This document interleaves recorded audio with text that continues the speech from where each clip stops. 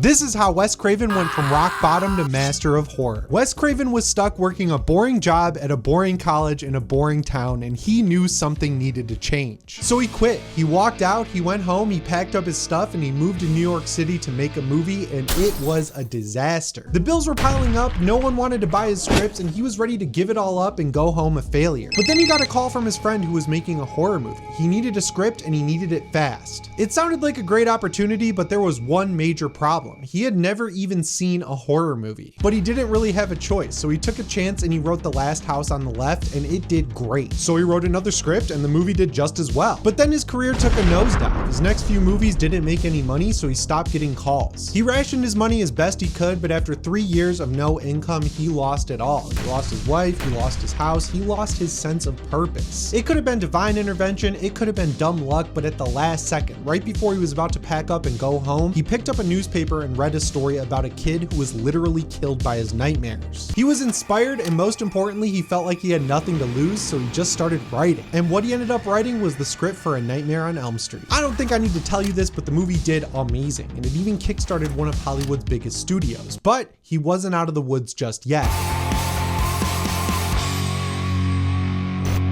I gotta pitch my Patreon real quick because it's awesome. There's free content coming out all the time, and that's where you can see uncut versions of every video I post on this channel. And most importantly, it's free to follow, so you got nothing to lose by just checking it out. It's linked in the description, it's linked in the pinned comment. Let's get into the video. I've been thinking a lot about this, and the 90s were definitely the best time to grow up in America. The internet was new and cool, social media didn't exist, people had money, and most importantly, every October, 24/7 AMC was playing all of the greatest slashers from the 1980s all day and all night, all month long. Michael Myers. Goes without saying, I think, that Halloween was always my favorite, but man, I will never forget the night that I flipped the TV to channel 27 and I was greeted with this shot of Tina pulling off Freddy Krueger's face. At 30, it looks like when you grab a piece of pizza that's not cut all the way and the cheese falls off, but when I was 10 years old, I mean, I thought it was real, and I will be honest, it took me a few more Halloweens before I was ready to watch the Nightmare on Elm Street marathons on Fear Fest. A Nightmare on Elm Street went hard, and that makes sense because it came out in 1984. So by that point, all the other slashers were already solidified. So if you wanted to make one that made money, you had to stand out, and A Nightmare on Elm Street 100% stands out. But the reason I come back to it so much and so often is because it so confidently knows exactly what it is and what it set out to do. And what I really think it wants to do is simple. It just wants to convince you that if you die in your nightmares, you die in real life. And even though it's a simple movie, even by slasher standards, the journey that Wes Craven had to go on to get to that point is much more complicated. And it all starts back in the 60s when he was stuck teaching humanities at a college in upstate New York. He spent some time on the side writing a couple novels, he was trying to get them published, and it just wasn't happening, so one day he just broke and said f*** it. He quit his job, he packed up his stuff, and he moved with his wife to a small apartment in New York City, baby. One day he got a call from his friend Sean S. Cunningham. He wasn't huge at the time, but you probably know him as the guy who made Friday the 13th. I'm sure Craven thought it was one of those situations where your buddy calls you halfway through the workday because he's bored, but then he immediately noticed that Cunningham was tense. He had a problem and he wanted Craven to solve it. He said, look man, I just got a horror movie funded and I need a script and I need it fast and I want you to write it. I've been in that situation many times over my career, and honestly, every single time I just say yes before I even think about it, and it's always worked out for me, but Craven was apprehensive. See, there was a big problem. Craven had never seen a horror movie. But once again, he took a step back and thought about it, and he figured that even if the movie sucked, it would still be a finished movie with his name on it that he wrote. So he said sure, and he got to work on his first script. And that script ended up being The Last House on the Left. Last House on the Left is a little old for my taste, but I really do like the remake. It's something that I wrote off as a kid, but then I saw it on Fear Fest a couple of years ago, and I was like, this is really good. Between the cast and the crew, no one knew what they were doing. This was Craven's first big movie after all, and everyone he hired was also a first timer, but they scraped things together and they got the movie done. This movie came out in the 70s when everyone was still puritanical, so of course the depraved violence and gore and all that really shocked people and caused a lot of public outcry, but that was just great word of mouth, and the movie ended up being really successful. It made like $2 million on its $90,000 budget. And while it wasn't appreciated at all by critics at the time, like it got decent reviews. As time has went on and people revisited it, it got its reappraisal that seemingly money every horror movie gets these days, but back when it happened, it was like novel for movies to be reappraised, like all of John Carpenter's movies. You know what I'm talking about. But most importantly, again, it was profitable, so it did its job in jumpstarting Craven's career. Weirdly enough, this wasn't a wake-up call where Craven realized that he was born to make horror movies, so he took a step back and started writing some non-horror scripts. And when he was writing those scripts, he learned a very valuable lesson the hard way. When you're in Hollywood, if you're successful right out of the jump and you want to make more movies, you can't make a different genre of movie. You are typecast. From that point forward, people are going to want more of what you did, and in his case, people wanted more horror movies from him. So as time passed, Craven wasn't getting calls. He was burning through the money he made off The Last House on the Left, and then one day, his friend called him wanting to finance another horror movie. He knew he should probably take that deal, so he started writing The Hills Have Eyes. Damn good deal. So it was originally going to be his take on Hansel and Gretel. It wasn't going to be anything too serious or crazy, but since The Last House on the Left made its money by being super gory and depraved, that's exactly what the financier wanted out of him, so he had to make some changes. Craven smartly gave in because, you know, he needed money, so he went down to the library and started researching evil. And he ended up finding this story about a Scottish guy who had a cult, and then he would take his cult members into a town and pillage it, and then he would eat the people in the town. When it was all said and done, he ended up eating like 1,000 people. So like, yeah, I mean, like as far as cannibals go, he was pretty successful. I love Wes Craven. I love his movies, but this is the most typical college professor bullshit ever. He looked at the situation like, it's so strange that the people who were theoretically civilized treated the cannibals just how they were treated by the cannibals, except they didn't eat them. And it was around the same time that he saw the Texas Chainsaw Massacre, and he absolutely loved it, so he kind of used it as a jumping off point for his script, and he came up with the story about a family who goes out into the desert, gets stuck there, and has to face off against a group of cannibals. And since the whole thing was inspired by Texas Chainsaw Massacre, he figured if he couldn't beat it, he'd just take from it, so he hired the production designer Robert Burns, who also brought along a lot of the props that he used on the Texas Chainsaw Massacre, so they actually share quite a lot in common beyond the story. Another big benefit of doing his second movie is that he already had a little bit of cred, so he ended up getting 3 times more money to shoot, so he had like 300 grand, but even with that money,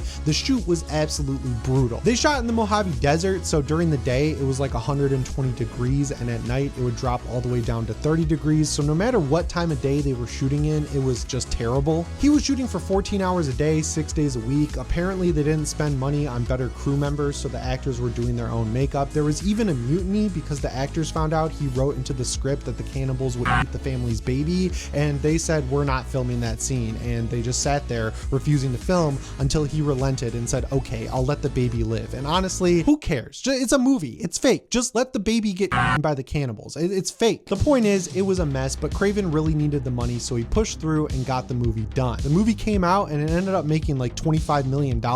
I'd argue that the cut downs from the MPAA probably helped with word of mouth and gave them free marketing to get people's butts in theater seats. So really, it all worked out in the end, even though the entire thing was a mess from top to bottom. With another successful movie under his belt, Craven figured it was time to make a big move, so he packed up his stuff once again and moved all the way across the country from New York City to Los Angeles, Hollywood, baby, where all the big movies are still made to this day. His first movie he made in LA was called Stranger in the House. It was made for TV, and even on top of that, it got mediocre reviews, so it didn't do much for his career. His second movie, Deadly Blessing, was in theaters, which was a big improvement over the first one, but even though it got a 10 times bigger budget than The Hills Have Eyes at $3 million, it got mediocre reviews and no one went to see it. It was a bomb. So then he took another gamble. He directed a Swamp Thing movie for DC, which was also made for TV. The point with that one was proving to producers he could handle big action moments and deliver a movie on time and under budget, which he did. But regardless, it got mediocre reviews and it didn't generate a lot of viewership. So yeah, right about that point is when the calls stopped coming once again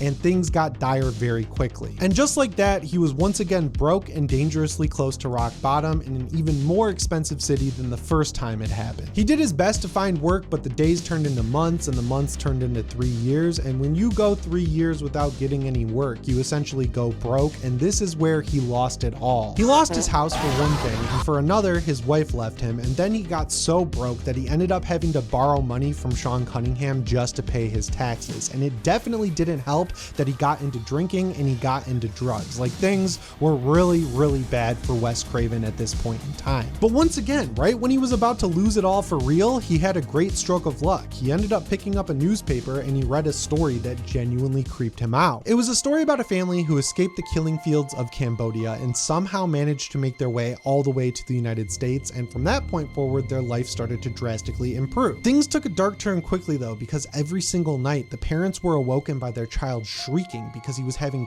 terrible nightmares. Essentially what was happening is that every night when the kid would fall asleep, he'd be transported back to Cambodia and a monster would chase him, and every single night the monster would get closer. He was so scared to go to sleep after that because even if he didn't know what would happen if the monster eventually caught him, he knew it wasn't going to be good. He did everything he could to try and stay awake. He even kept a coffee pot in his closet and he'd drink coffee all night long just to stop himself from falling asleep. But eventually it all caught up to him and he nodded out, and his parents were shocked to find that this time it didn't seem like he was having nightmares, so they went to bed. But then just a couple hours later they were once again awoken by his shrieking, but by the time they got to his room the shrieking had stopped. They turned to go back to bed, but something told them to check on their kid, and once they did they realized he was dead. Even though this is a real story that's genuinely creepy, it captured Craven and gave him inspiration for his next script, so he immediately sat down and started writing A Nightmare on Elm Street. He stopped drinking, he stopped doing drugs, he put on one of those hats like the bad guy in Jumanji wears, and he wrote until that script was done, and then he started sending it out to every producer that he knew,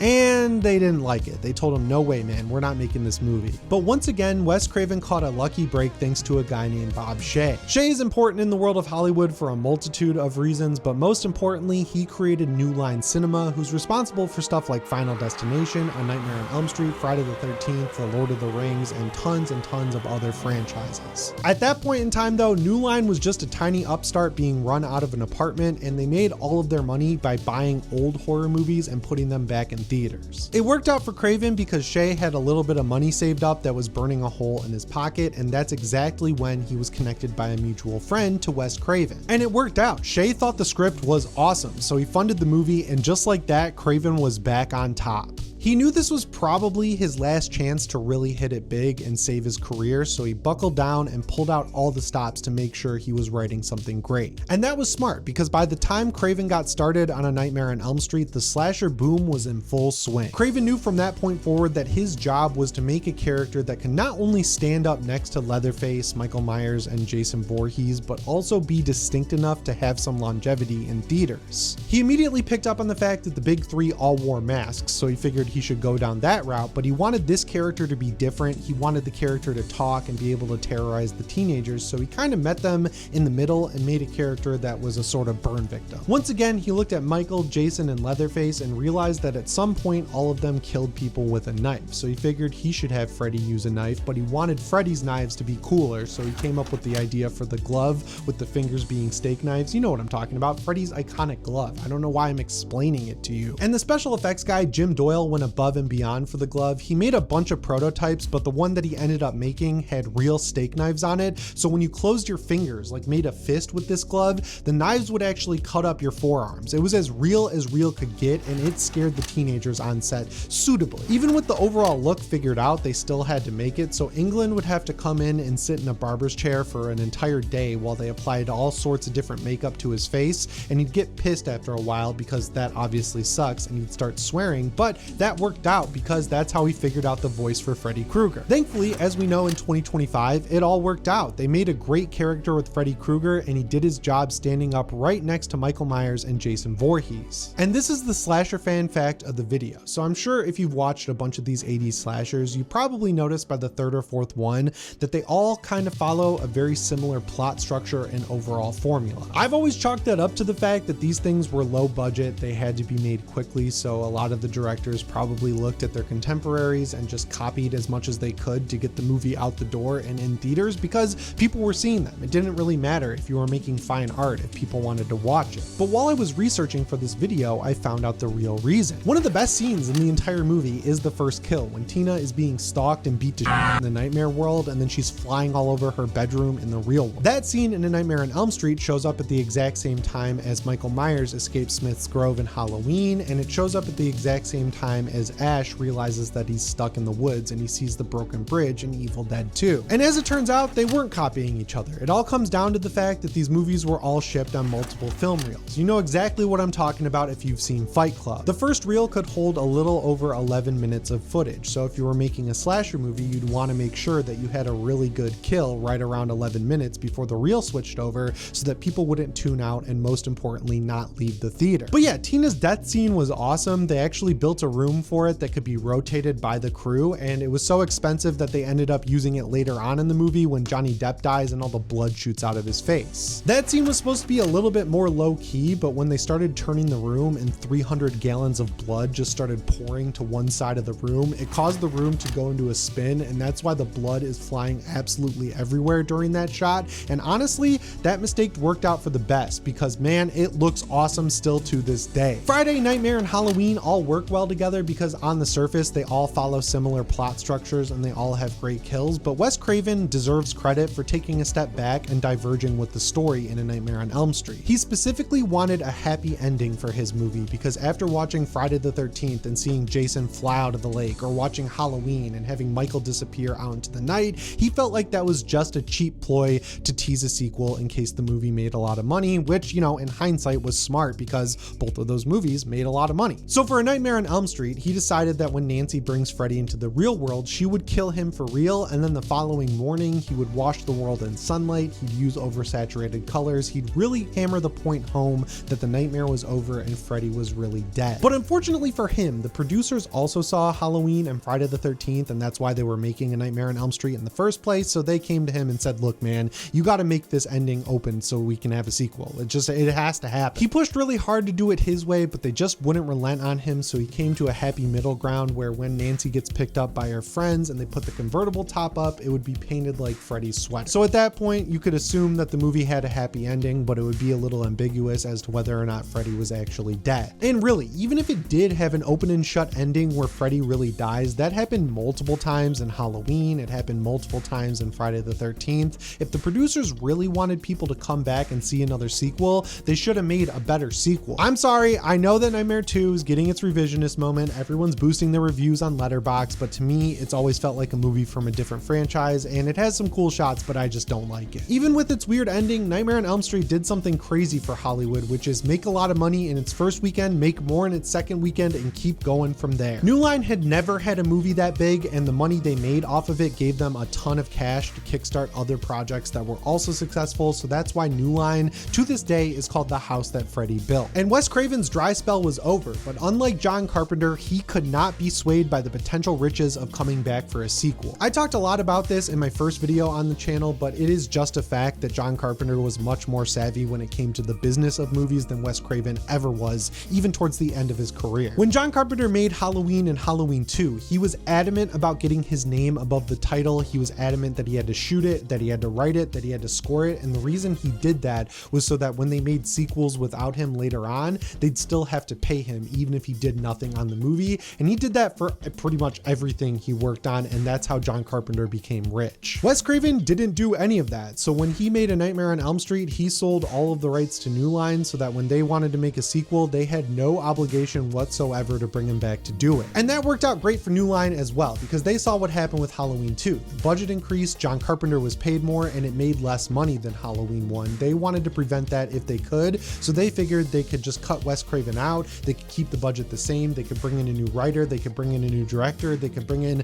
new actors, just so they could keep everything as cheap as possible, and they made a lot of money doing it that way. Just to really emphasize how big the mistake Wes Craven made was, he didn't ask for merchandising rights for Freddy, so when they made action figures or lunchboxes, or when they made the TV show eventually, he did not see a single cent. That really pissed Wes Craven off, and rightfully so, but this time around, he took his licks and he just went to other distributors to make movies, but he never really forgot how badly New Line screwed him. And it really worked out for him, because when they made Freddy's Dead, they basically killed the Nightmare on Elm Street franchise, and they were like, we got to do something big to bring it back. So they went to Wes Craven and said, look, man, we've heard you criticizing us all over town for years now. Why don't you come back and make another Nightmare on Elm Street movie? I don't know if Craven talked to Carpenter between movies or what, but this time he asked for residuals on all the sequels they had already made, and he asked to get paid a lot more up front, and they were in such dire straits that they took his deal. I'd take take that deal. Damn good deal. Wes Craven's New Nightmare is excellent. It's like a proto Scream. I love how meta it is, but unfortunately the damage that was done by Freddy's Dead was too great and it basically just broke even in theaters, but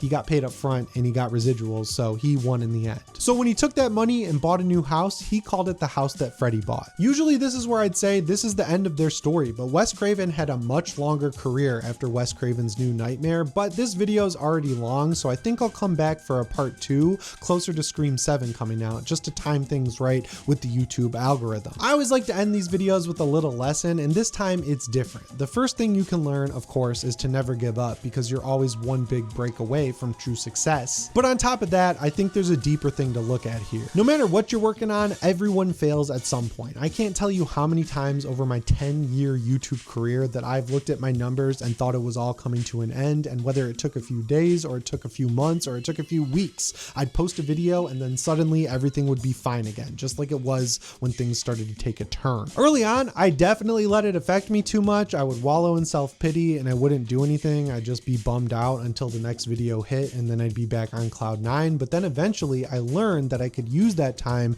to cross things off of the list of things I wanted to try, because on YouTube, the worst time to try anything new is when you're on a successful run. But I realized the best time to try something new is when you're already down, because then it could be a hit, and if it does bad, it doesn't matter because you were already doing bad anyway. And at the very least, I wasn't wallowing in self-pity and wasting time. I was using that time to get better at making YouTube videos, which ultimately helped me in the end. Life is always going to throw you curveballs, and your experience is 100% determined by how you take them. The point is, you should always swing, and I feel like if Wes Craven took more swings early on instead of letting his self-pity get the best of him, he would have expedited his rise to meteoric success, and it would have happened a lot faster than it did. But no matter what path he took to get there or how long it took him to do it, he is and always will be a real one. And yeah, that brings me to the end of this video. I gotta be real, I thought this was gonna be an easy slam dunk I could just write from memory. That was not the case. I did not acknowledge the fact that Wes Craven is a lot older than John Carpenter, so there was a whole portion of his career that I had no idea about. That's why this video took so long, but the next ones will be coming a lot quicker. Thanks for watching my Batman video. I tried to do a non-horror video. I'd consider it a success. I'm glad you guys liked it because I read the comments and everyone seemed to enjoy it. Please check out my Patreon and follow it because it's free. I'm working on some regular old horror movie reviews because people are always asking for them, but they never performed well for me. So I feel like they're great content to post for free on my Patreon. So you're not going to want to miss out on that. Again, it's linked in the description. It's linked in the pinned comment. That's all I got for you guys. I hope you're having a great week. As always, my name is Jimmy Champagne. I'll see you in the next one. Thanks for watching and shape on.